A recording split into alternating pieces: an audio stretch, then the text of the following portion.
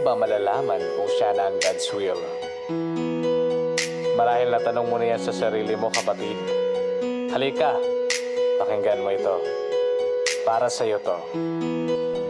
God's will.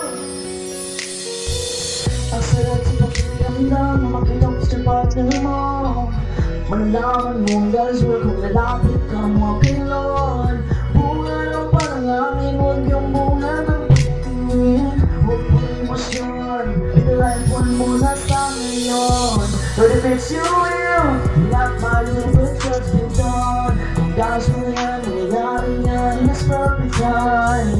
I-enjoy mo muna ang season mo while serving the perfect one. And when Him more, sa bibigay niya ang iyong luwan. Tingnan mo na pangingatan ang sanyan, hindi mo dumating ng warog na inem. It's so true, hindi mo na forever. Kung sigara mo ito na may forever. Maniwala ka sa plano niya, kapatid, huwag mag-alala. Ibigay mo na kasi yung pen, siya na magsusulat para sa iyo, my friend. Huwag kang mag-alala, kapatid. Ibibigay din ni Lord ang taong karapat-dapat para sa iyo. I-enjoy mo muna yung single season mo while serving the perfect one. At huwag mong i-compare yung buhay pag-ibig mo sa iba. Dahil maganda din ang mabubuong istorya pag sigad ang author nito.